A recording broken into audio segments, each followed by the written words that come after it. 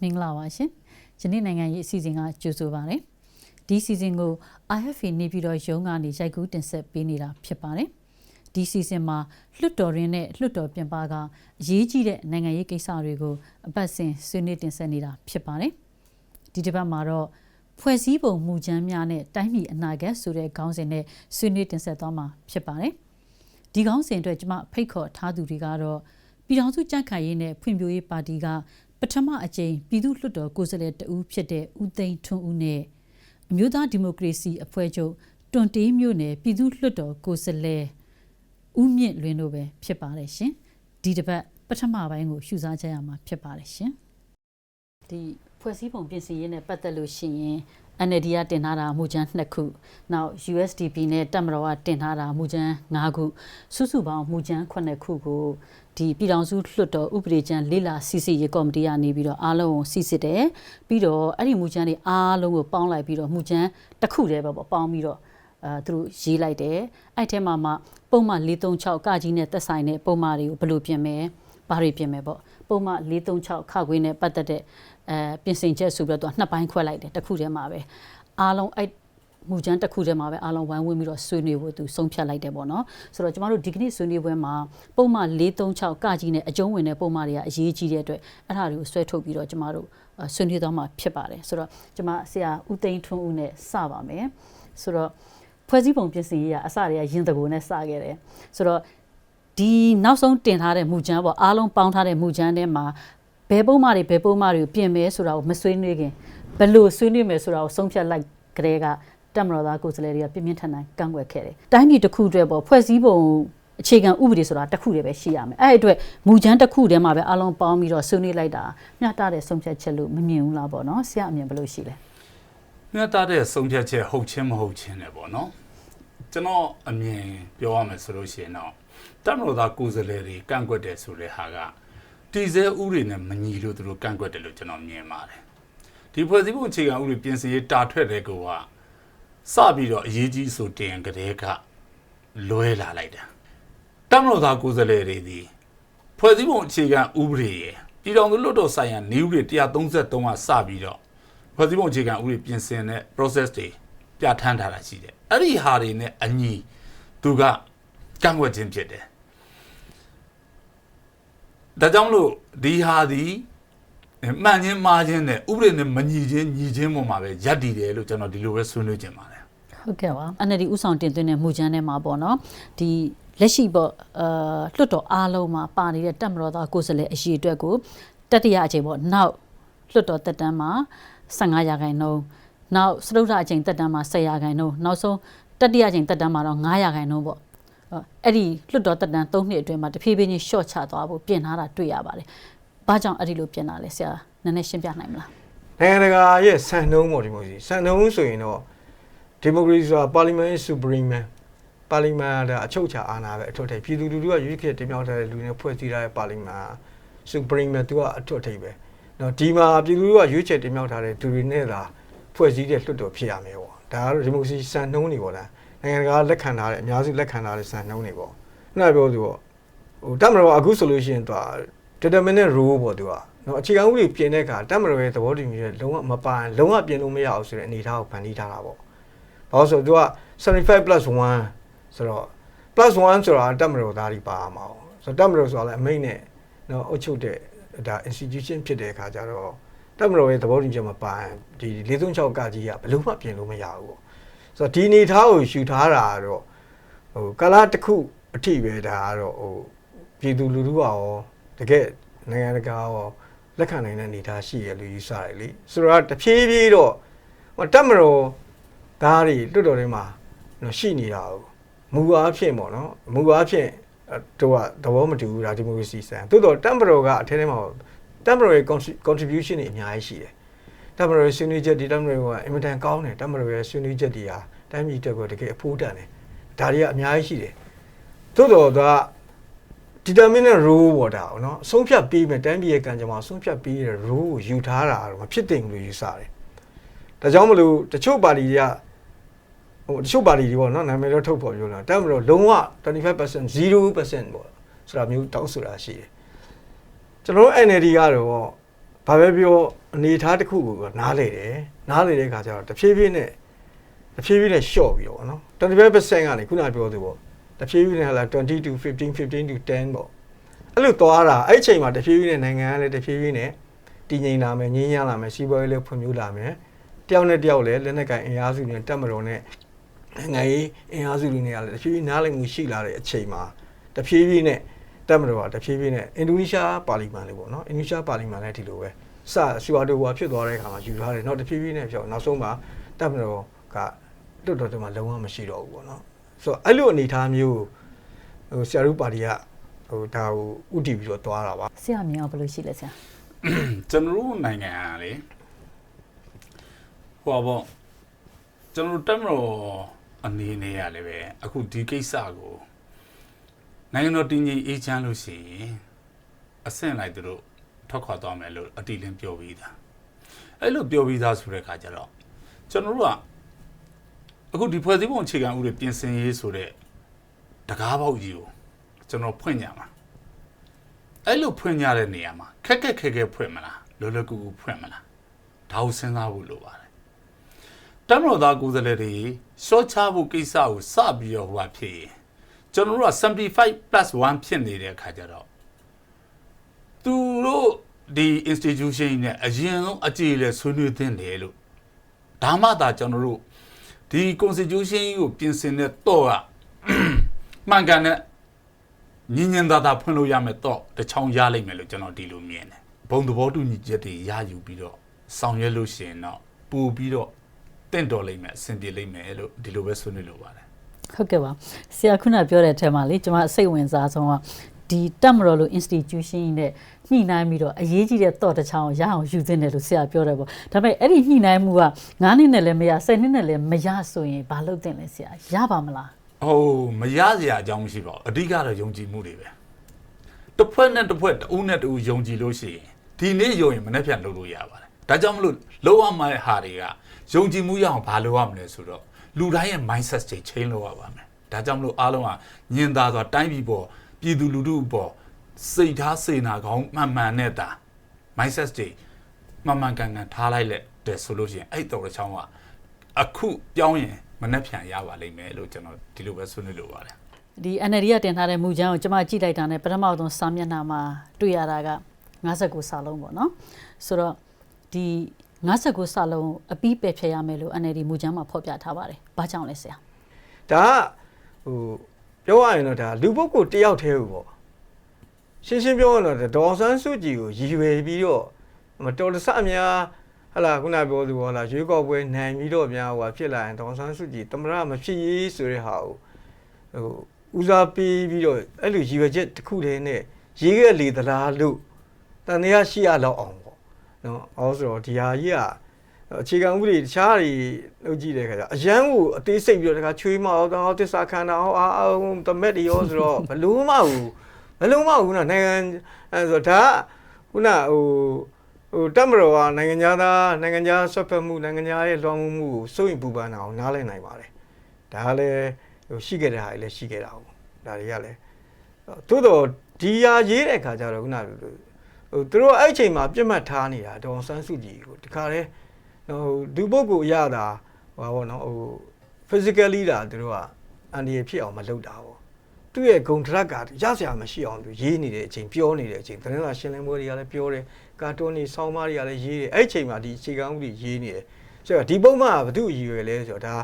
အားလုံးကတော့ဒါလက်မခံတာတစ်ပိုင်းပေါ့နော်ပြည်သူတွေအကုန်လုံးကဒါဒေါ်ဆန်းစုကြည်ရည်ရွယ်ပြီးတော့ပဲလုပ်ထားတယ်ဟမ်ဒီပုံမှန်ဒေါ်ဆန်းစုကြည်တမရဟလာသူအသက်သေးသွားပြီးတော့ခုနသူကွယ်လွန်သွားပြီးနောက်ပိုင်းမှာလည်းဒါကြီးကဆက်ရှိနေမယ်ဆိုရင်ဒါအခြေခံဥပဒေတစ်ခုရဲ့ဟိုပါပေါ့နော်မျက်နှာကိုပေါ့နော်ပြက်စီတယ်ပေါ့ဒီလိုပုံမှန်မျိုးရှိတာနော်ဒီပုံမှန်မျိုးဒါကြီးကိုဆက်ပြီးတော့ထားခြင်းဟာဒေါ်စုတမရဖြစ်ခြင်းမဖြစ်ခြင်းနဲ့မဆိုင်ဘူးဒါကြီးဆက်ရှိနေတာနော်အခြေခံဥပဒေရဲ့နော်ဒီပုံရိပ်ကိုညှိုးနှွမ်းစေတယ်လို့ယူဆတယ်ဒါကြောင့်မလို့ဒီဟာကိုအပြီးတိုင်ပယ်ဖြတ်ဖို့တင်သွင်းတယ်လို့ကျွန်တော်ကတော့ယူဆပါတယ်ဟုတ်ကဲ့ပါဆရာဒီ NLD ရဲ့မူချမ်းမှာပေါ့59စလုံးပယ်ဖြစ်ပါလို့ရေးထားတာအတန်ထွက်လာတဲ့ရန်ကုန်မှာလည်းအမျိုးသားရေးလှုပ်ရှားသူတွေကဆန္ဒတွေပြကြတယ်ပေါ့နော်ဆိုတော့ဒီနေရာမှာမေးစရာရှိတာကဒီ59စလုံးကိုပယ်ဖြစ်လိုက်ရင်တကယ်ပဲအမျိုးဘာသာသာသနာပျောက်ကွယ်မဲ့အန်ဒီရဲ့နဲ့ရင်ဆိုင်ရနိုင်တယ်ဆိုတဲ့ယူဆချက်ကယုတ်တိရှိရလားဆရာဘယ်လိုမြင်လဲဟောပေါ့အမျိုးဘာသာသာသနာပျောက်ကွယ်ဒါယုတ်တိရှိခြင်းမရှိခြင်းဆိုတဲ့အပေါ်မှာတဲ့ပေါ့နော်59စာလုံးနဲ့ပတ်သက်လို့ရှိရင်ဒါကျွန်တော်တို့လည်းပဲပြောနေကြတယ်ပါသူကနိုင်ငံရဲ့ဥဆောင်ပါနိုင်ငံတော်အကြီးအကဲသမ္မတဒုတိယသမ္မတတွေရဲ့အရေးချင်းပေါ့အဲ့လိုအရေးချင်းတွေမှာစဉ်းစားကြည့်ပါနိုင်ငံခြားဩဇာခံရမဲ့ကိန်းမျိုးစိုက်နေတဲ့ဟာကိုကာကွယ်ထားတာတစ်ဖက်ကအမြင်ကြတော့လည်းပဲ constitution ကြီးကိုဂုံတိတ်ခါညှိုးနှွမ်းစေတယ်ဒါကြီးကကျွန်တော်တို့နိုင်ငံကိုတကယ်ချစ်တဲ့လူကျွန်တော်တို့အချုပ်ချာအာဏာကိုတကယ်ကာကွယ်ခြင်းတဲ့လူကြတော့ဟောဒီဟာကကျွန်တော်တို့နိုင်ငံရှိနေသေး59စာလုံးရှိနေရမယ်ဆိုတော့ကျွန်တော်တို့ရဲ့ယုံကြည်ချက်ပဲ။ဘာကြောင့်လဲတကယ်သမရတကယ်နိုင်ငံခေါင်းဆောင်လုံးမဲ့လူတွေဟာတကယ်ကိုမိမိနိုင်ငံမှာလည်းမွေးဖွားတဲ့သူဖြစ်တယ်လို့မိမိရဲ့ဆွေမျိုးအတိုင်းဝိုင်းမှာလည်းပဲသွေးနှောလာတဲ့ဟာမျိုးမဖြစ်အောင်အဲ့ဒီလိုဖြစ်လာလို့ရှိရင်လည်းနောက်ဆက်တွဲတွေကနောက်ဆက်တွဲဩဇာလွှမ်းမိုးမှုတွေနောက်အဲ့ဒီလိုဩဇာလွှမ်းမိုးတာနဲ့တနည်းနည်းနဲ့ကျွန်တော်တို့ဒီနိုင်ငံသားရဲ့ဆွတ်ဖက်မှုကျွန်တော်တို့ရဲ့အချုပ်ချာအာဏာဒီအတွက်ကိုအများကြီးစိုးရင်ရတဲ့အတွက်ဒီဟာလည်းပဲတချို့တင်တယ်လို့တုံးတယောက်တည်းကိုကျွန်တော်ရည်ရွယ်တာမဟုတ်ဘူး။နောင်သားစဉ်မြေဆက်အလိုက်ကိုဒီနိုင်ငံတော်မှာခေါင်းဆောင်လုံးမဲ့လူအကြီးကဲလုံးမဲ့လူပါတကယ်ကိုတန်တန်ရှင်းရှင်းသွေးတန်တန်နဲ့ပေါ့ကျွန်တော်တို့ဒီဆွေမျိုးထဲမှာဒီလိုသွေးမျိုးကိုနှောမလာပဲနဲ့ဘယ်ဩဇာမှလွှမ်းမိုးမှုမပါပဲနဲ့ဖြစ်စေခြင်းတဲ့ဟာကြောင့်မလို့ကျွန်တော်တို့တွေဒီကျွန်တော်တို့အပါဝင်ကျွန်တော်လူမျိုးကျွန်တော်တိုင်းမျိုးချစ်တဲ့သူတိုင်းကတော့ဒီ59စာလုံးကိုဆက်ပြီးတော့ရှိနေစေချင်တာဒါစေတနာအမှန်ပါပဲနောက်ထပ် NLD ရဲ့မူချမ်းတွေကအရေးကြီးတဲ့အချက်တစ်ခုသွားအောင်ပါနော်အဲ့ဒီမှာကြတော့ဒီကာလုံပေါ့အမျိုးသားကာကွယ်ရေးနဲ့လုံခြုံရေးကောင်စီရဲ့ဖွဲ့စည်းပုံကိုပြင်ထားပါတယ်အခုလက်ရှိ2008ထဲမှာကြတော့ဒီကာလုံအဖွဲ့ဝင်17ဦးမှာဒီတက်မတော်ဘက်ကရွေးချယ်ထားတဲ့ဟာ6ဦးပါနေတယ်NLD ပေါ့NLD ဘက်ကဆိုရင်တော့ဒါသမရပါတယ်နောက်လွှတ်တော်ဥက္ကဋ္ဌတွေပါတယ်နိုင်ငံခြားရေးဝန်ကြီးပါတယ်ပေါ့နော်ဆိုတော့9ဦးပေါ့ဆိုတော့6ပေါ့17ဦးရှိတယ်အဲ့ဒါကို NLD ကဘယ်လိုပြင်ထားလဲဆိုတော့ဒုတိယလွှတ်တော်ဥက္ကဋ္ဌတွေ2ယောက်ကိုထပ်ထည့်လိုက်တယ်ဒီဘက်တက်မတော်ဘက်ကတင်ထားတဲ့6ရောက်မှာတော့ဒီနေဆက်ရေးရဝန်ကြီးကိုသူအပြီးပယ်ဖြတ်လိုက်တယ်ဆိုတော့တက်မတော်ဘက်က9ဦးကျန်တာပေါ့နော်ဒီကာချုပ်ရဲ့ဒုကာချုပ်ရဲ့ဟိုဝန်ကြီး3ပါးရဲ့ပေါ့နောက်ဒီဘက်မှာကြတော့ငကိုတုံးက9ဦးရှိတာနေနောက်ထပ်2ဦးဒုဥက္ကဋ္ဌတွေကိုထည့်လိုက်တော့9ဦးဖြစ်သွားတယ်ငကိုတုံးက65ကနေအခုတော့9ခွန်ဖြစ်သွားတာပေါ့ဆိုတော့12ဦးဖြစ်သွားတယ်ပေါ့နော်ဆိုတော့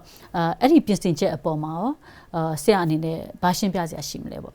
အခြေခံဒီမိုကရေစီစံနှုန်းအခြေခံအရပြောမယ်ဆိုလို့ရှိရင်ကာလုံကလုံးဝမရှိတဲ့ဟာပေါ့နော်သို့တော့ခုနဟိုဟာနဲ့ဟိုတက်မတော်သားတွေရှော့တဲ့ကိစ္စနဲ့ပဲပြန်ပြီးပြောရမယ်ဆိုတော့အခုက transitional period ပေါ့တွားနေတယ်ဒီမိုကရေစီကနော်အပြည့်အဝမရောက်သေးဘူးသို့တော့ဟိုဘာလို့တို့ကြည့်ရမလဲဆိုအခုကဒီမိုကရေစီကိုမျက်နှာမူနေတာလားဒီမိုကရေစီကိုကြောခိုင်းပြီးတွားနေတာလားနော်အခုကဒီမိုကရေစီကိုမျက်နှာမူနေရဆိုရင်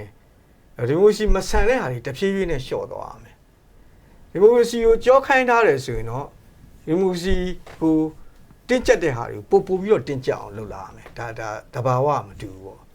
ကြောင့်မလို့မှကာလုံဆိုရင်ဒီမိုကရေစီစံနှုန်းအရပြောမယ်ဆိုရင်တော့ကာလုံကလုံးဝမရှိသင့်ဘူး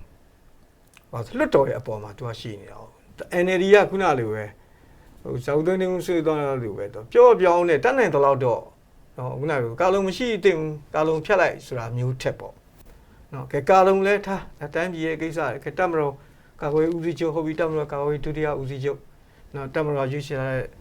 လာတူသမရတယောက်ကာကွယ်ဝင်ကြီးပြည်ထောင်ဝင်ကြီးဒါတွေလည်းကဲလာတိုင်းပြည်ရဲ့အရေးအရာတွေမှာသူတို့လည်းပါဝင်ဆွေးနွေးကြအောင်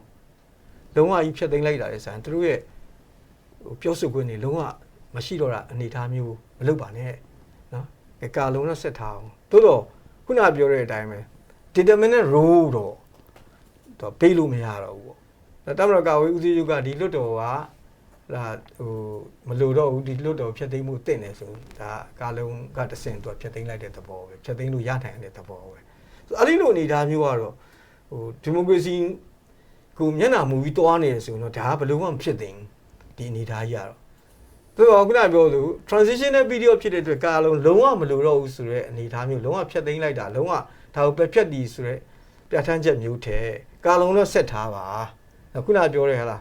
ကာဝေးသူတို့ရဲ့စိုးရင်ပူပန်မှုလည်းဝင်ပြီးတော့ဆွေးနွေးသူတို့ရဲ့အကြံဉာဏ်ပေးတာတွေလည်းသို့တော့အဆုံးဖြတ်ပေးတာကတော့ပြည်သူလူထုကရွေးချယ်တင်မြှောက်ထားတဲ့သူ9ယောက်ကပဲအဆုံးဖြတ်ပေးရမယ်ဒါကြောင့်မလို့6-5ကနေပြီးတော့9-5ပေါ့ပြည်သူလူထုကရွေးချယ်တင်မြှောက်တဲ့သူက9ကိုယူလိုက်တယ်နော်တရားရွေးချယ်တင်မြှောက်ခြင်းမခံရတဲ့သူကနော်ကာဝေးဦးစီးချုပ်ကနေရွေးထားတဲ့သူက9ယောက်ပေါ့ဆိုတော့